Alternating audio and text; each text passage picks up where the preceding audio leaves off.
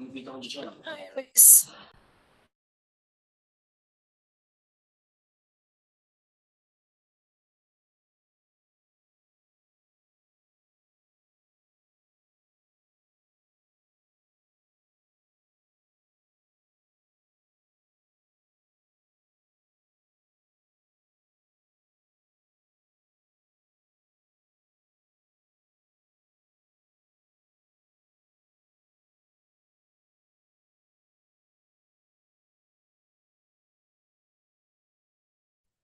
Hey Jeannie, how are you?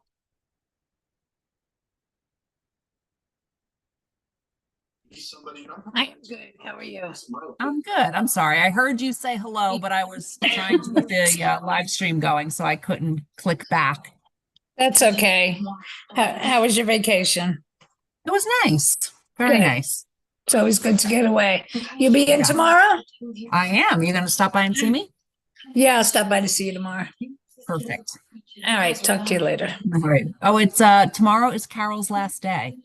That's I was figuring it was going to be one of these days. What time? Ice cream social at 2 o'clock outside my office. Okay. In your office? Okay, great. Yep. Be All there. right, see you then. All right. Bye-bye.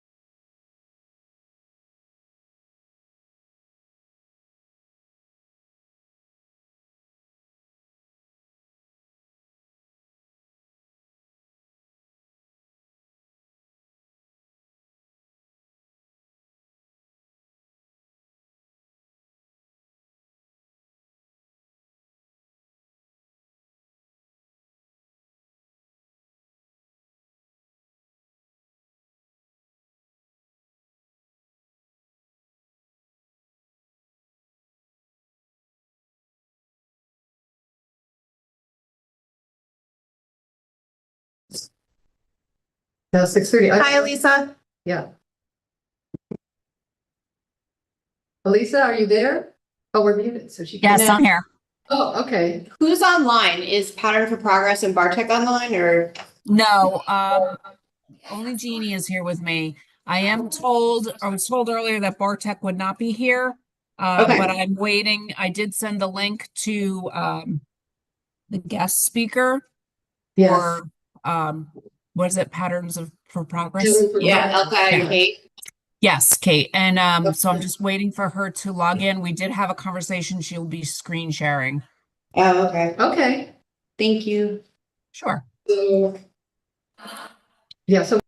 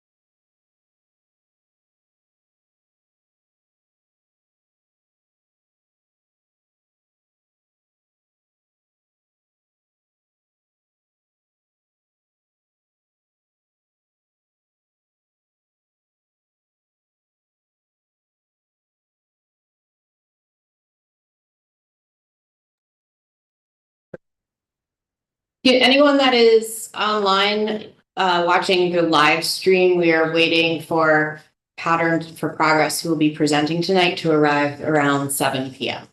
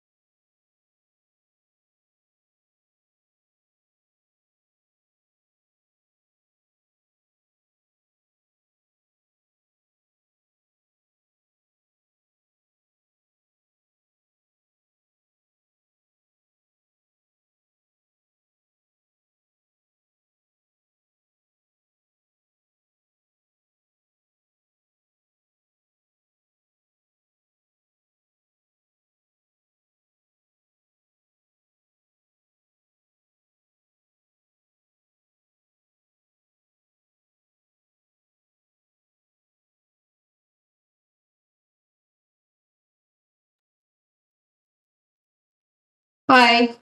We're about to start in a minute. Jeannie, are you going to be on camera? Yes. Okay. Excellent. Hi, Jeannie.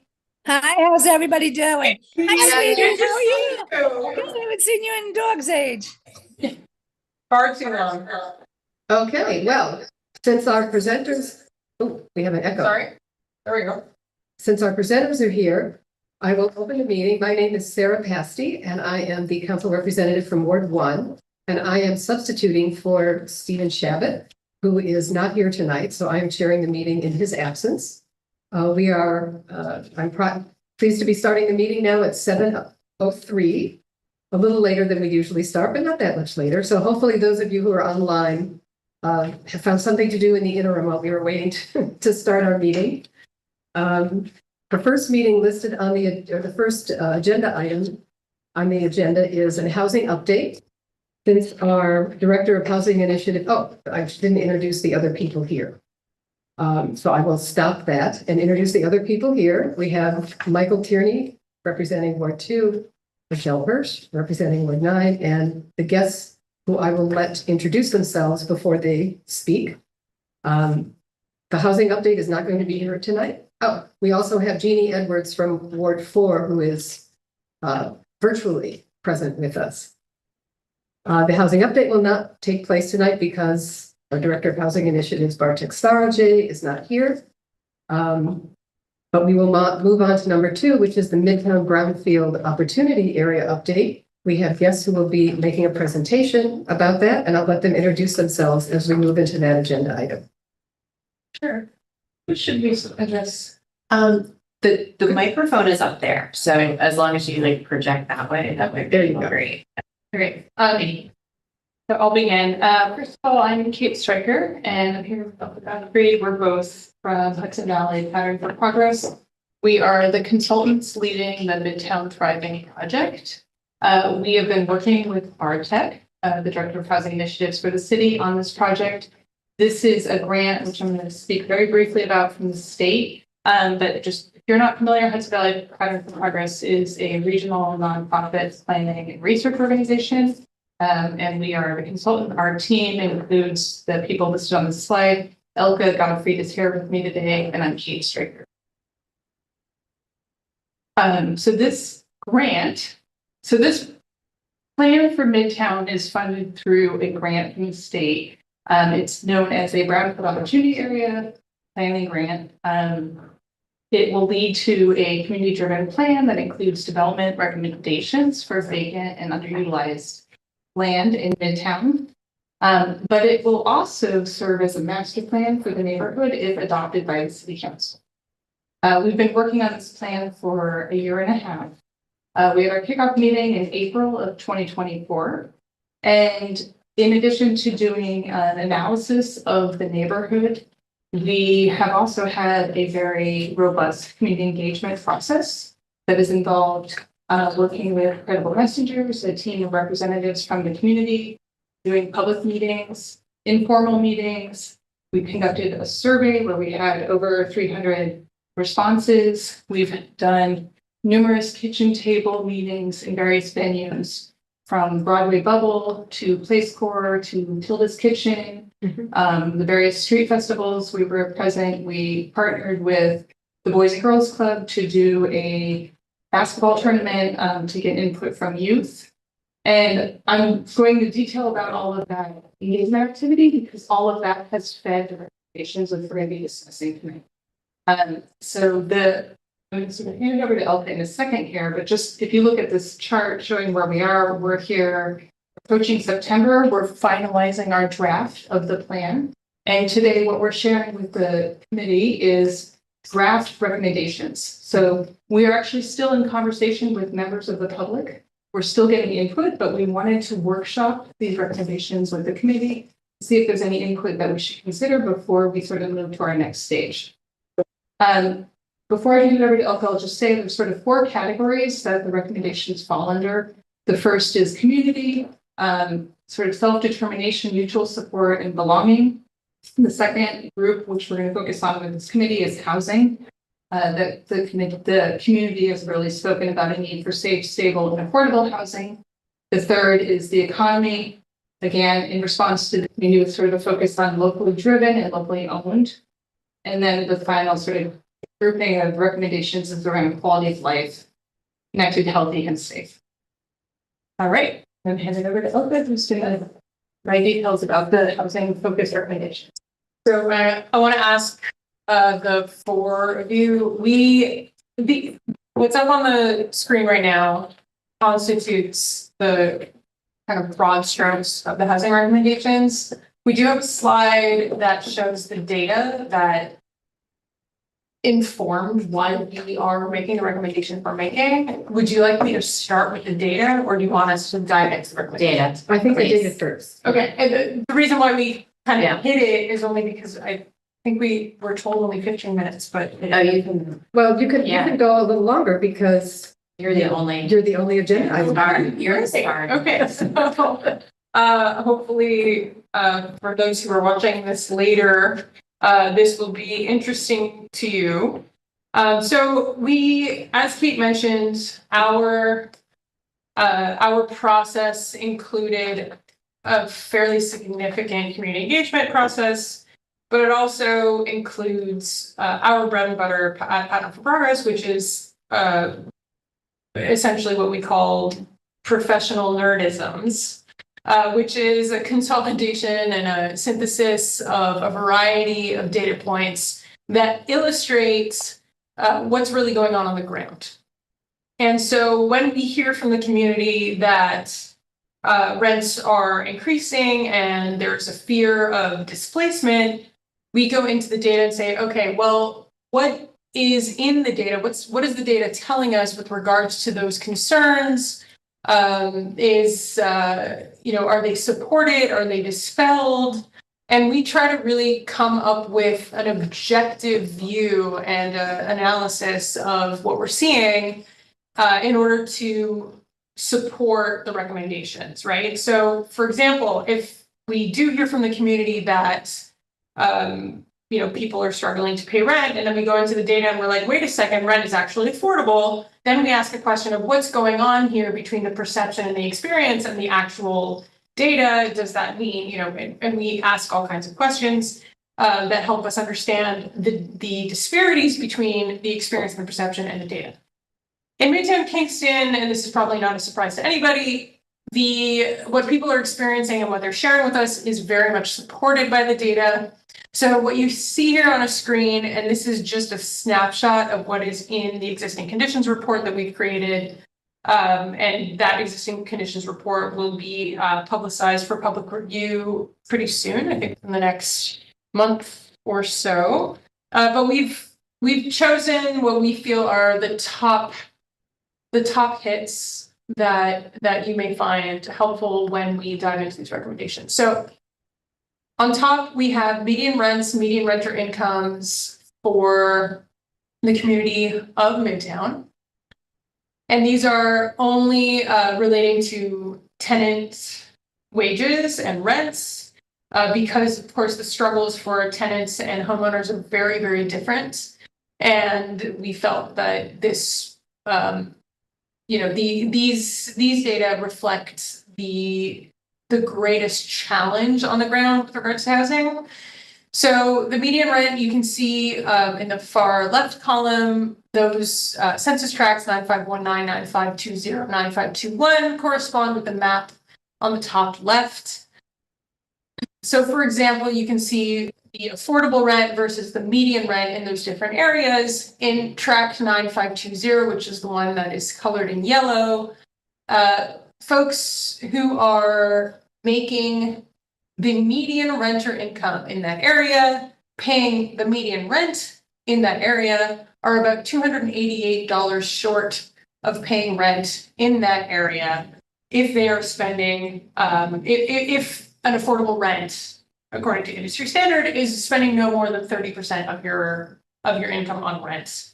So that's what you're looking at in that top chart. And so then what we've done is we've taken the household AMI. So on the top right, you'll see the Ulster County AMI levels. So for one person, that's almost $84,000. For a two-person household, that's almost $96,000. And those, for those of you who do not know, area median income is a county-wide measure of the median income for all households in Ulster County. And it is the measure that is used in order to determine housing affordability in what we call capital A, capital H, affordable housing. So that's mandated housing that meets certain income targets. And what we're seeing is if you look at a two-person household at the area median income for Ulster County, the percent AMI, meaning the AMI level that they're at, are as low as 43% in 9520. And again, that's that yellow district on the top left, up to 68% in 9519, which is a little further east. Now, it's important to note that 9519 is a census tract that is partially within, or I should say mostly within, the brownfield opportunity area boundaries. But it does have a significant portion outside of that area that has a little bit more of a longstanding homeownership community. Again, those details are explored more in depth in the full analysis. But for now, what we'd like you to focus on is these AMI levels, right? These percentages that we're showing essentially give us a little bit of guidance about what kind of affordability is actually needed for the average tenant in these areas. Now, I want you to also remember that these are average wages, which means that if you're a tenant, your income level is going to be included in that median renter income, regardless of where you work, if you work remotely, if you are a teacher, if you are a doctor, if you are a lawyer, if you work in a restaurant, all of those wages are being aggregated. And so in order to understand the needs of our most vulnerable community members, which are, who are the folks who are working at minimum wage and those who are working in the service industry, for example, and, supporting the businesses along Broadway, for example, we pulled out those specific wages based on other data points. And so you can see the second chart that's around the middle of the slide. On the left-hand side, you have average wages for those different types of tenants, and you see what rent is affordable to those specific types of tenants based on the average wages of those groups. And then we again see the percent AMI, and that's again for a single householder. So for example, if you are a single person working at a restaurant, you are making an average, right? This is an average wage of $29,407, and the rent that is affordable to you is $735 a month. So these are all the data points that we are taking into consideration when we make these recommendations. On the bottom right, the chart that you're seeing with the orange and blue bars are showing the number of households per income bracket in the entire those three census tracts. We amalgamated them together so we can understand what's going on across the board in that area. And so what we're seeing is that in 2013, essentially a decade ago, you had a lot more households in lower income brackets, and now you're seeing a lot more households in higher income brackets. So you can see those orange bars at the bottom of the graph are a lot longer than the blue ones, and the blue lines at the top of the graph are a lot longer than the orange ones. And what that shows us is essentially the shift that has taken place between 2013 and 2023 in income levels. Now you might say, oh, isn't that great? People in Midtown are making more money. And while that may be true, and while that's certainly true for some people, it is most likely based on a variety of other indicators, and those are in the bottom left box on the slide, that people have experienced displacement with an influx of higher income earners in recent years. We, Pattern for Progress recently, perhaps it was last year or the year before, I don't remember exactly, but it's on our website, based on IRS data. In recent years, we saw an increase in income of the those residents who are moving into, and this is again Ulster County wide, the residents who are moving into Ulster County in 2020 were making on average $46,000 more than the residents coming in the year before. Okay, so it's very, very clear that the there has been this trend of an influx of higher income earners. There's also been in another report that we recently did, that's the bottom point on that bottom left box, that there has been an increase in length of stay for families who are experiencing homelessness. So they're now at an average of 3 years in basically unstable housing, living in hotels and motels specifically. So this is the data that informed the recommendations that we are going to share with you. Before we dive into the recommendations, does anybody have any questions about what's on the slide right now? I know that was a huge, that was a bit of a, It's huge, but I think we're all pretty aware of it. Like we've been on this. Go ahead, please, Michael. So the columns of AMI that range between, 35 to 68, that is the on the ground AMIs of what residents in Midtown are earning. So so residents in Midtown, I want to be really specific. On the top graph, that is specific to Midtown. Okay. Oh, Okay. yes. And then it goes to Ulster County. Yeah, the bottom ones are Ulster Okay. County. However, the reason why we brought those in part, is because, for example, we do know that there are people who live in Midtown who work in the service industry, and we know that they earn significantly lower than median renter income. And we know that because of the quarterly economic data that we got from New York State. And so what we tried to do was to take the Midtown specific data and augment it with other data points that we know in order to really paint a broader picture of the AMI levels of tenants, not just the average tenant, but lower income tenants as well, who are contributing to, a thriving community, and economy. Thank you. Anything else? Other questions? Jeannie, do you have any questions?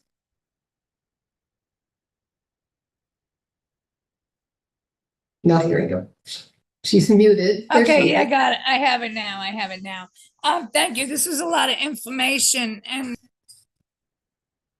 Oh, you're on mute again. okay. I was really interested in where you have the Ulster County tenants, the affordable rents, because there's no place that you could even rent for that kind of money. So that was really interesting to look at, and their wages. My constituents in Ward 4, a lot of them make that or even below. So this seems to be right on the money here. Yeah, and to your point, I think, what happens is that people find roommate situations or much, much worse. We know that there are more, and this is region wide throughout the Hudson Valley, the uptick in homelessness is, you can't ignore it. But I think, Jeannie, to your point, when we tried to come up with recommendations that made sense, we really had to think about what does that mean? To your point, how do we create housing that, that caters to those individuals who need those affordable rents, and with an acknowledgement that the market is just not going to provide those rents, and so what is our responsibility as public agencies, for example? What's our responsibility in making sure that those people have a place to live? So, shall Well, I go ahead. I'm sorry. I Go didn't ahead, finish. Jeannie. I'm going to make a comment here. I just see that this year we probably hit our highest in homelessness within our county. I don't have the stats on that, but from what I've seen and heard, we're pretty well up there. And to get this working and to get housing at this time, it's not moving fast enough. So I do like these stats and I do like all of this. Yeah, I mean, hopefully we can make some movement. So I'm gonna dive into I think that's a good segue Mhm. to getting into some of these recommendations. And I want to be clear, this is a working session and we really would like to hear your ideas, your input. Where are we on target? Where are we not? So looking at section 2, for those of you who have the document, and for those of you at home, we're looking at specifics that are kind of fleshing out each of these points on the screen. So 4.1. 4.1 is essentially saying that whenever there is public land available for housing, it should be used specifically for the kind of housing that the market is not providing. It's pretty straightforward. And those include permanent affordability or very, very, very long-term affordability. That could be owner-occupied multifamily housing, which they would call naturally occurring affordable housing, where you put someone living in a building and renting out 2 or 3 units, in a duplex, quadplex. And then, of course, deeply affordable. So moving on to 4.2, we are recommending that the city support the development of housing projects that are 100% affordable in Midtown. And so what that means is that, I should say, the reason why we are recommending this is because market rate and for-profit developers do not have a mandate to provide affordable housing, whereas mission-driven developers do. And so mission-driven and nonprofit developers have access to a variety of funding mechanisms because of that mandate. Which means that if you have 100% affordable development, you can have a variety, kind of mixed income from 50% to 80% to 100%. That kind of meets the affordability within a single development. The flip side of that, I should say, the other side to that coin, is to consider, this is 4.3, to consider deepening the mandatory inclusionary housing policy for areas of the city that have higher land values. So what that is essentially saying is where the market can offset the costs of affordable development, the market should be leveraged to create affordable units. And so in the areas where the land values are high and the market rents are relatively high, that heightened market rent should be leveraged to deepen affordability of the affordable set asides of that development. Michelle?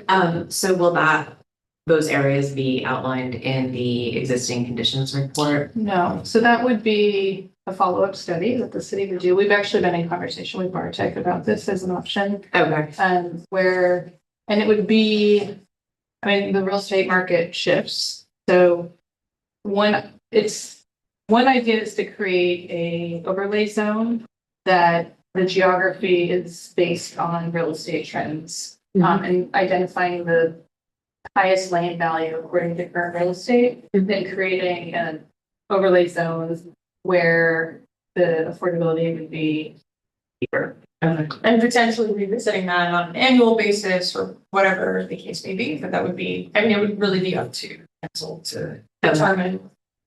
Okay, because like right now, it's that one census tract, the 9521, that's been historically, lower income. Yep. But it's really rapidly exploding, and that could end up being like the Yeah. highest land value, right? Yeah. So I think there would need to be a study where you would work with developers about understanding the affordability that can be achieved in that kind of market, and then just sort of setting thresholds based on that understanding. Yes. Thank you. Yeah. Do you have a And question, Michael? Just to sort of add on to Michelle's point, in that specific tract, that's where a lot of formerly multifamily homes were converted to single-family homes in 2020 through today. And I was curious if that was addressed in any way. Yes. Again, the data that we brought is a sliver of what's in there. So just to give you a sense, we definitely looked at the number of units per structure. We looked at racial demographics. We looked at age. We looked at presence of children, household size, etc. And essentially, the trends that we saw were such that the area south of Broadway, which is 9521, as you mentioned, it underwent a decrease in racial diversity, a decrease in housing size, and a decrease in, I believe, in the number of multi-family units, but I would have to go back and check. But yeah, I think there were very clear indicators that those areas south of Broadway have changed significantly. And the areas north of Broadway, interestingly, have become a little bit more diverse with larger household sizes, and so it's really not a monolith. But yeah, we absolutely relate to that in our existing conditions analysis, and we also, again, we're interested in recommending strategies that support those small scale multifamily opportunities and. We do include an aspect of community ownership, the newly formed community land trusts. So. Great. Okay, I guess you could continue. Yeah, and actually I will go back to the 4.2, section 4.2 about the 100% affordable developments. I think what we've included here is kind of a 3-part strategy there, where in order to understand what incentives and bonuses and essentially how to facilitate those 100% affordable developments, it will require conversation with developers who we already know and trust. There are nonprofit housing developers in the region who are doing really good work, and just getting them together and understanding, okay, what would you need in order for you to make a competitive bid, for example, on a property that might otherwise fall into an unaffordable proposal. And to determine the scope of those incentives and bonuses based on what's actually feasible, right? We are not developers, we don't do performance, but so it's very, very clear in those recommendations, again, that in order to determine what that would look like, to partner with the people we know and trust in order to get there. Okay. The other thing is just obviously continuing to offer those pilots to nonprofit developers who are providing an essential service of affordable housing. And then C under there was the creating a zoning overlay zone, which Kate mentioned, for the deepening the affordability mandates in those high value land areas. But this would be a zoning overlay, a zoning overlay that would facilitate that 100% affordable, where the scope of those bonuses and incentives would be very, very clear. And if you meet such and such and such a target, then you will be able to access such and such a bonus, right? And then one question. So 100% affordable, but not 80% AMI. You'd say it has to be low. Yeah. Yeah, I mean and maybe that's a comment for us, that where we have 100% affordable development, we need to be really much more specific about, 100% of the building. 100% of the building. Right. And then Yeah. the affordable level. Because it says here that you're including deeply affordable. Yeah. So that could be 20% of a building. So I think it needs to be really specific. Yeah, I mean, I think that in which case, what we might have to do here is expand on the that 4.2A, where we suggest to have these roundtable discussions with developers, essentially asking, what will it take in order to achieve, in order to create 20 or 30 units at 30 to 50%? Like what exactly would have to happen in order to facilitate that type of affordability? So.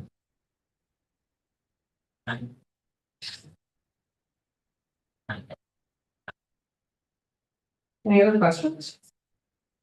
I'm sure there will be more, but meanwhile, Okay. carry on. I'm just making notes. Okay, so. So far, yeah, right there. Alrighty, so. The next one is performing an assessment of regulatory barriers that preclude or prolong development timelines. And that's working with the building department to streamline certain permitting processes. And I think, again, that would be up to the council to determine what types of housing and what types of projects would be bumped up to the top of the list. And which ones to streamline.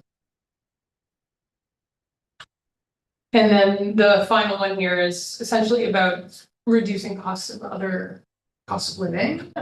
So that includes community ownership of utilities and infrastructure, community solar to community Wi-Fi. It's kind of it's both it's housing adjacent, but it's not insignificant when you think about the cost of all these different parts of life. Yes. Okay, so the next section is focusing on safe and healthy housing. So the first one under there is about senior-friendly and youth-friendly housing. So these are two specific populations who are at risk of displacement and also just not having the proper access to housing. And so there are a variety of different configurations for these two communities.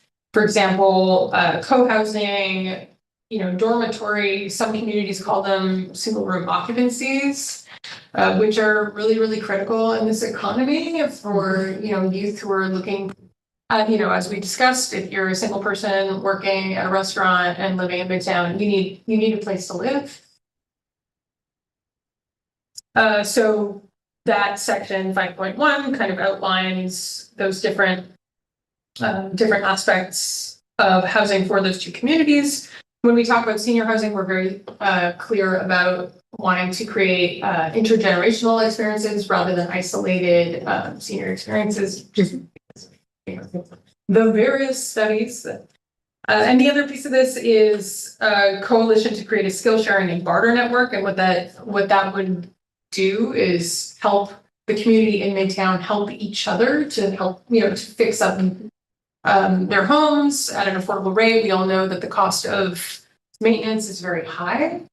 And part of the issue there is the cost of labor and skilled labor. And so this was an idea that came up from community conversations that we had, where there's a lot of talent and skill in Midtown, and it's kind of about facilitating conversations and making sure that people know where to go and get jobs.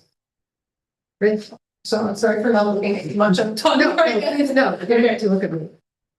And the last piece of that was directed at Ulster County, and it just to expand the weatherization programs, reducing the eligibility requirements. I think this is something that came up across the board, and if you do read through the rest of the recommendations, we talk about reducing barriers to entry across the board, because a lot of times what ends up happening is the resources actually are there, but people either don't know how to access it, or there's an income cutoff that, causes middle income households, for example, to kind of fall through the cracks on those. So we try to address that whenever possible.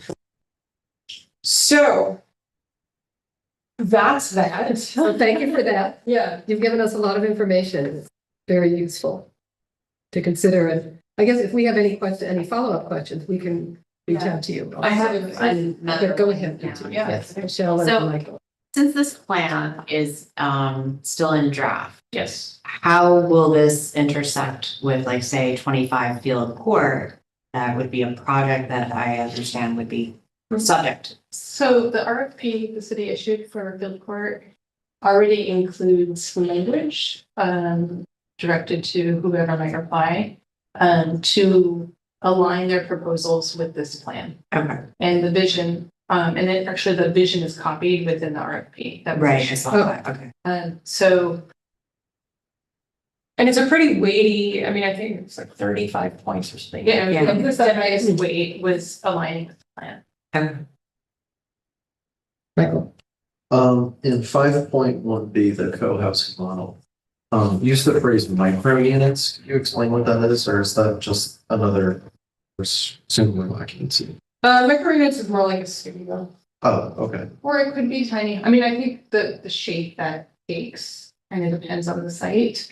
If we're talking about multifamily structures, could be a studio, but you know, I think there's also been proposals for tiny homes in Kingston.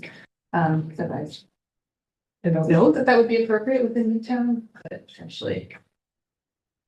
Yeah, we have like ADUs. Yeah. In the zoning code, Yes. but not necessarily tiny homes. Yeah. anything else? Yeah, go ahead.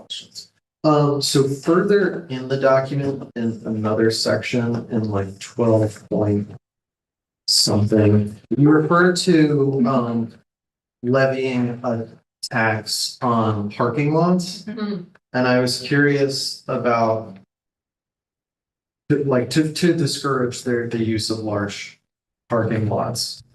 But how would that then connect to putting housing on it?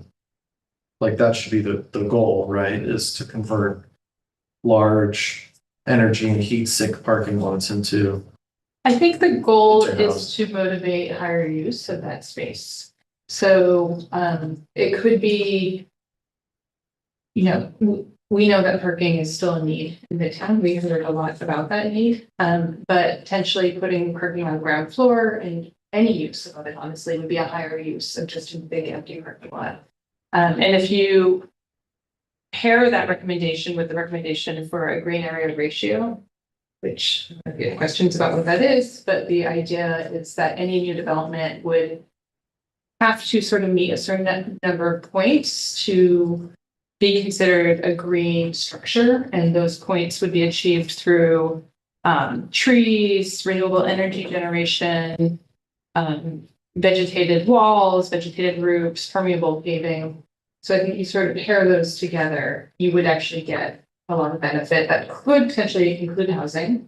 So I guess is your question that should we? It just felt like it was just like levy a tax on an underutilized space, but then like the follow-up about how to make that constructive just wasn't Yeah, I mean, I think apparent to me. the tools that we have in our system of governance and economy will limit us from telling people what they should do with their property. And so really the only two tools we have are taxes and incentives.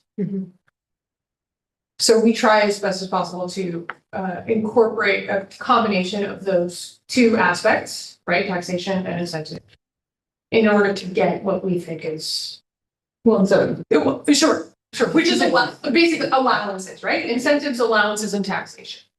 And so the truth is the parking lot issue came up with regards to the heat factor, because as you know, Midtown is the hottest area in the county. And it's going to become more and more dangerous as, you know, temperatures rise. And so the motivation for that was to reduce the heat factor. Yeah. Yeah, and I'll just say, I think many of the recommendations are sort of achieving multiple goals. And this one in particular is sort of achieving, hopefully, mitigation of heat, but it's also achieving just better use of land in Midtown, where land is desirable and there's many community needs as identified in the study. Yeah. And if a parking lot no longer makes sense financially for whoever owns that parking lot because of that tax, I mean, I'm thinking about examples from one of my favorite successful tax examples was in England. After 2008, it was called Meanwhile Spaces, but after 2008, there was a ton of vacancy in downtowns, and there was a vacancy tax imposed in London, I think, and there was an organization that came in called Meanwhile Spaces, where they approached property owners and said, we will activate your space so that you don't have to pay this vacancy tax. And we will cover your property taxes and we'll pay you, a very, very, very small rent, but we will help you avoid this tax if you let us use your space. And it totally took off. And I think they're still active today. And so when taxes are done right, they nudge in a direction where something organic that can happen. It's fun. So in these conversations, like the largest midtown parking lot is city-owned. Yeah. So we didn't mention that, but because they were really focusing on the policy recommendations for the neighborhood master plan, but I'll just briefly address that because the sort of primary purpose of the BOA is to identify strategic sites in Midtown for redevelopment. And those sites are underutilized, vacant, and sites which are known or suspected to be brownfields. So sites that are contaminated due to past use. And we have 11 strategic sites, which again, we didn't cover today because the focus was on these recommendations, but the city-owned parking lot is one of the strategic sites. Okay. And so there's development concepts for what could be done with that. As I mentioned a minute ago, we actually went out and did a visioning session on site on a Saturday, and the site is full of parking. So while we might want to remove that use, the recommendation is actually to maintain it as parking on ground floor, and then do some sort of structure above it. Or sub-level if they can afford it, but Yeah. it's clear that without an extreme investment in public transit, removing that parking lot would be tricky. Especially for those businesses that are around it. So speaking of public transit, I'm sure you're seeing what's going on right now with the loss of the UCAT hub. Is there anything, any of these sites that could potentially be? Great, that's a great question. We have not considered that use, but something worth considering. And I don't know, is there something you would recommend we follow up with to know more? I mean, we can reach out to the counties. Probably, Yeah, I would say reach out to the county. Yeah. Any other questions at this point? The only last one for housing was, with everything going on regarding rent stabilization, its absence from these recommendations shouted out at me in its beginning. So I was just curious about how those conversations went. I would assume in these 3 tracks, there are actually not that many stabilized units, but they do represent us. Like if this is primarily anti-displacement measures. Yeah. Rent stabilization is primarily anti-displacement. Right, yeah, I mean, I think the city has demonstrated time and time again that whenever there is a state enabling law, they don't. And so I think we felt that because most of the rent, if not all of the rent stabilization efforts are state law, that it wasn't, I mean, it really wasn't anything that we can't do too much about rent stabilization, frankly, beyond what the state allows us to do. Municipalities. Do you think that, I mean, is there something that you feel should, again, if there's something that should be in here, what do you think it should be? And that's why we're here, to do that kind of workshopping. But that was why we didn't address it, was because there's already, it exists. There's what are we going to do it on the vacancies? What are we going to recommend? So I guess I would kick the question back to you and say, what do you think we should improve? Well, I think the highlighting the lack of rental increases that the rent guidelines board has given is to certainly give them a level of financial stability to people to build that generational wealth to either invest in a home or find somewhere else to live.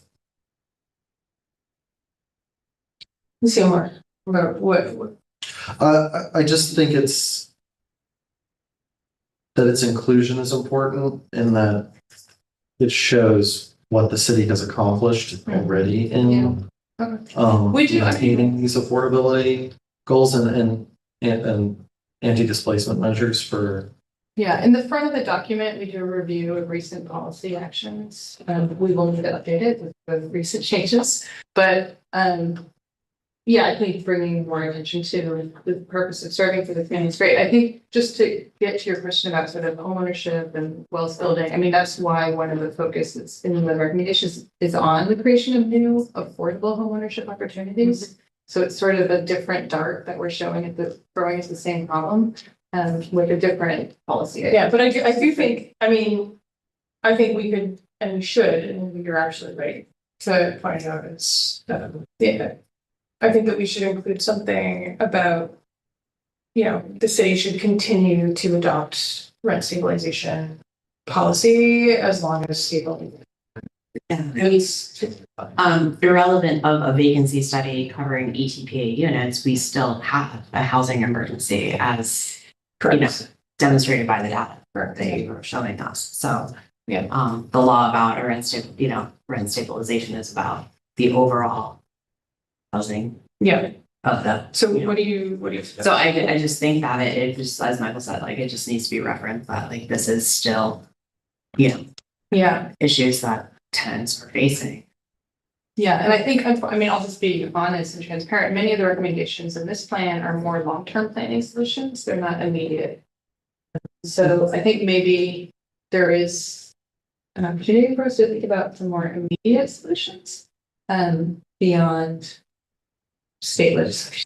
Yeah, And would this be something you could reference in the existing conditions too, to just sort of indicate that this is the reality that exists right now, and should that be, yeah, and I what might continue that? I do think, I mean, it's first thing tomorrow morning, I think we should just add that, you know, the city should continue to commit itself to rent stabilization whenever possible. I mean, it's pretty straightforward. Yeah. No problem.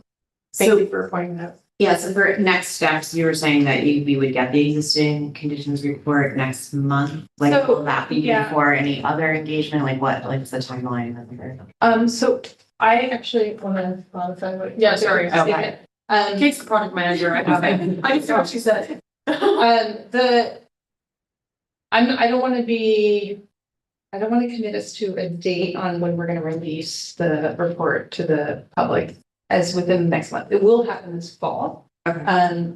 We are in the process of finalizing. We have to go through several layers of review. And then we actually are going to be working with the designer, the presentation of the report before we're going to release it. And that is as a draft. And so. Yeah, nobody wants to read a report in Word. And so we want to make it as accessible as possible. And so that is going to extend our timeline a little bit. Okay. We are under a deadline to have a draft in the next couple of weeks that we're sending to the state for review. So The conditions report or this? the whole thing. Okay. But I'll just say this is draft and we are continuing to take input as we go. It's very iterative and it's not done until it's been adopted by the city council and until we have sent it in for designation of the state. Yeah, and again, so this, you know, these kinds of workshops, we're having another one with the Arts and Cultural Committee on September 11th. And we'd love to have more conversations with whoever would like to talk about these from within the city. And then once, again, I'll just reiterate, once that the full plan is in that final draft mode, it is put on the city website for public comment. And so anybody can read it, anybody can comment. If there's something we are missing, if there's something that isn't right, you know, that is kind of the time for literally anybody to go in there. Now, it's going to be long and it's going to be, parts of it will probably put you to sleep because it's a planning document, but hopefully, and we will also be doing a public formal meeting at that point to present the report in its condensed public presentation format. And I will say there are other recommendations in here. And again, you can read through them and reach out to us, but they're in section 1, we do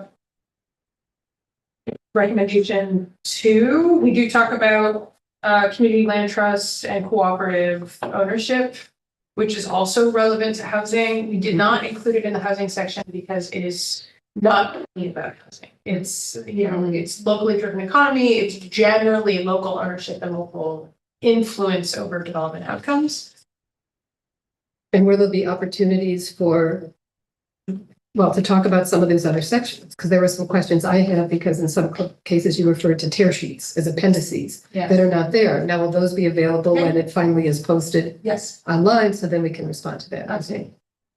Yeah, and the tear sheets are best cases or best practices Okay. examples, Perfect. just because we know that communities oftentimes, if it's sort of a new idea, it's like, well, tell me that this works somewhere, Right, and what does right. it look like, and how is it funded, and does it? So the tear sheets sort of answer those questions, and we try to pick communities that are as relevant as possible. There's not always communities that are comparable to Kingston, but. Yeah, and if you do have other questions about it, there's something, I mean, we came up to Kingston, we're here, so. Well, we don't want to, yeah, I don't think we really want to go in and review the whole plan at this. It's not like you've gone into detail, but, you know, about housing, because that's part of the purview here, but if there are some key questions, Michelle. I have a question. So I Go don't ahead. remember what section, but I was talking about kind of creating an outside entity, like a community. Oh, okay. development. And I feel like we had That was an the tear sheet. office, yeah, we had a community development, economic development office in-house that kind of like disbanded and became the housing department, right? Like, so I feel like we're going not backwards, but like then why create an outside entity and not have it in-house? So I'm talking about. Yeah, I mean, I think this recommendation came out of the idea. There's several recommendations in here. It's like, well, who's gonna implement this? This is gonna be a city responsibility, but trying to imagine what existing department would do it. And also it might need to be a agency that's outside of the city, so Mhm. quasi governmental agency, or not even a quasi governmental. It might have to be entirely separate for the sake of maintaining that. Well, yeah, like some of the recommendations are around offering grants to small businesses, community investment trusts, community investment trusts. So we are aware of these models, and the CDC, the Community Development Corporation, was the best fit that we found for an entity that would be able to fulfill those responsibilities. But it is there's conversation that's needed around it, and I think that's sort of how we wrote the recommendation. But if you have insight on that.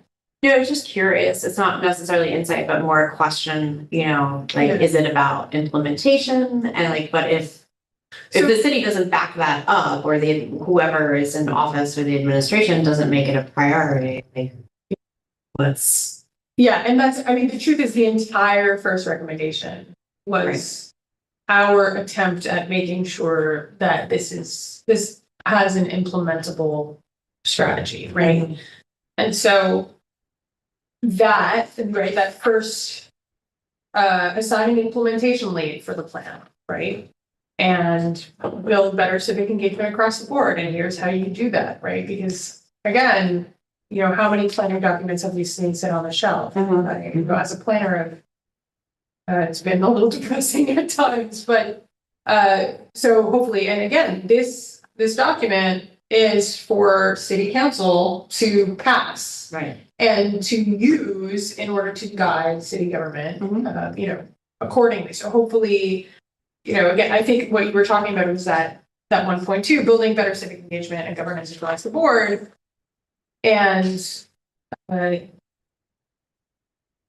that will be, you know, first and foremost, seeing who's there on the ground, who can do what. Can we cover this plan with the organizations, of which there are many, that already exist? And if there's Right. anything left that kind of is outside the scope of everybody who exists, that might fall under a new CDC with an independent board that has, you know, deep representation in the diverse communities of Midtown. You know, that's not tied to elective cycles, which is, you know, one part of the issue. It's like you know how it goes. You're elected, you have a couple of years to do things, and you have a couple of years to run for office again. It's like, you know, it's tricky. It's tricky. And so we really tried in that first section to propose a governance model that would help you have that continuity even, outside of those elections. Right, and that's sort of what I was asking about also in terms of the tear sheets, the examples, so that we can look at those. And then presumably we will also be coming back with questions about that too. Anytime. Okay. Yeah. Yes, oh, Yeah, So regarding, actually I have two, but regarding this whole section, I would assume that a lot of that would be baked in through the sort of bottom up structure of these governance models, but the transparency of it is equally important. And I think that there is like a deep cynicism behind a lot of these quasi-government, non-for-profit things, that they just become friends and family organizations. And so any inclusion, I think, regarding the transparency and the public engagement in those kinds of boards and organizations should really be included as well.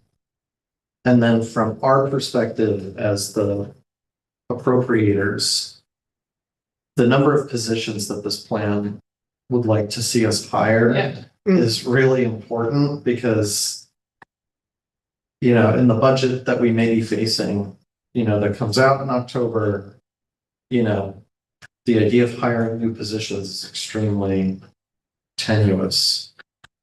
And Yeah, even in a long-term plan, it doesn't seem like we will be getting much federal grant funding in the future to fund these positions that we've been so fortunate in the past to have. And so that's kind of like the amount of positions that we may or may not need to hire sort of immediately dictates if this gets put on the shelf or not. yeah, so I mean, so maybe you could offer us your insights on this either now or we can, whatever you prefer, but ultimately, first and foremost, we say, look at your internal capacity. Can you oversee this thing without hiring anybody? If so, great. If you're honestly saying, no, we cannot implement this without hiring another person, you gotta hire another person. Like, it's that simple. The person, and we are very specific about, who is this person who you hire, and I have to. The Oh, yeah. Department of Outreach and Engagement was one. That was, It's page 5. right. right, and And that's then that's a the, six, yeah. so that, someone who is trained in mediation specifically, we felt would be really helpful because of some of the internal, interactions and just some of the sentiments that we heard from different organizations, from different community members. There is a need for healing and repair in this community. Well, I think one of the things we heard from community members is that if collaboration were supported by a third party, some sort of outside entity, it would actually just increase efficiency in general, for both community organizations and government. That there's a lot of sort of siloed work that's happening, and there are some convenings that occur regularly, but what we heard is that sort of people don't actually know each other. They don't know what other people are working on, and as a result, you get sort of redundancies. You get just communication breakdowns, and if you're serving the public may if it's hard for the organizations or the people working to sort of know what exists, it's certainly going to be hard for the people who are trying to access services. So somebody who can really think about bringing people together would sort of be the most desirable quality. And so that means, as Alka said, somebody sort of trained mediation, but also somebody who just really has big picture thinking and can facilitate that sort of collaboration. And I would say, as a follow-up to what Michael just asked, would this, maybe to think about whether there are alternatives to a full-time position that would be hired by the city, which is a different kind of process, then could some of these positions be consulting positions for which it might be easier to get a grant? Are there other ways to think about how the help that we need could be brought in? Just as you said before, other agencies or organizations within our community might be able to assist. So just throwing that out there. Also. Yeah, I mean, I think that's a great question. First of all, the pool of credible messengers, we do explicitly say who can serve on projects and plans that occur throughout the city as paid contractors on an as-needed basis.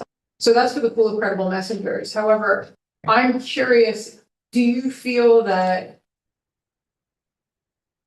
it would be as effective to have someone external, this kind of mediation who's not part of city government? Or do this kind of facilitation who's not part of city government? Should it be an outside contractor who does that work? I mean, I mean, maybe you're right, but It possibly could be, but for example, we have some grant funded positions that exist. And while we may not get federal money, might be other nonprofits or somebody else that might fund, a position that's not a ongoing. so Full-time my only position. concern with that would be if you work with someone whose job it is to build trust. And then once that grant money goes away, that person goes away, then then there's risk of doing more harm than. Yeah, I understand that. We're just dealing with a very difficult budget Totally understood. Totally ahead of understood. us. But Michael, you wanted to say? Yeah, something? this is just like another where there's tear sheet for examples, that whole section on Department of Outreach and Engagement. Would Yes. be great to see other Yeah. municipal examples. Like an ombudsman, I know what an ombudsman is. I know that role in state departments, but in the scope of this, I definitely need some Mhm. examples. No problem. Are there any other questions from?